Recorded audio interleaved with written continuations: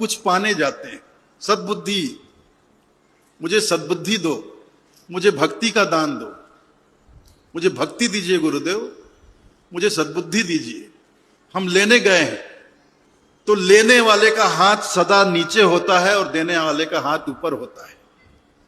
तो हम गुरु के शरण में लेने आए हैं, ज्ञान और बुद्धि, सद्बुद्धि लेने आए हैं, तो हमें झुकना होगा और जितना झुकेंगे उतना हमें मिलेगा। और जूझे तो फिर खाली रह जाएंगे। देखिए, जो संतों का ज्ञान है, गुरुदेव का जो ज्ञान है, वो अपना ज्ञान अपने जेब में नहीं रखते, अपने थैले में नहीं रखते।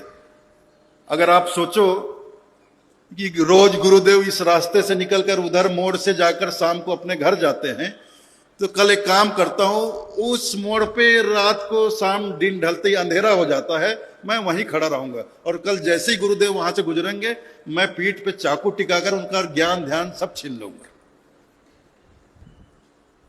कुछ लोग ऐसा सोचे तो ठीक वैसा ही किया।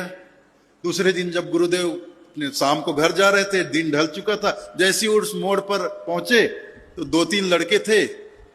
अब उनके अंदर समर्पण की भावना नहीं थी। वो सोचे जैसे संसार से लूट पाट कर धन संपत्ति ले लेते हैं, ये तो बेचारा साधु संत है, ये क्या हमसे लड़, इसका ज्ञान ध्यान भी हम लूट लेंगे। तो जैसी मोड़ पे पहुंचे उन्होंने टिका दिया देसी कट्टा पीछे, किसी ने चाकू टिका दिया।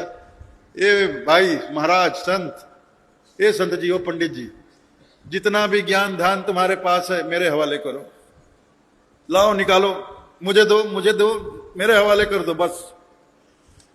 तो गुरुदेव क्या कहेंगे, पंडित जी क्या कहेंगे मालूम? अरे बेवकूफ, ज्ञान ध्यान को इतनी आसानी से प्राप्त करना अगर आसान होता, सच होता, तो दुनिया में कोई अज्ञानी नहीं होता। हर कोई लूटपाट करके ज्ञान को प्राप्त हो जाता है। लूटपाट करके, जूझ कर, गुरु के साथ बकवास करके, आर्गुमेंट करके, बहस करके,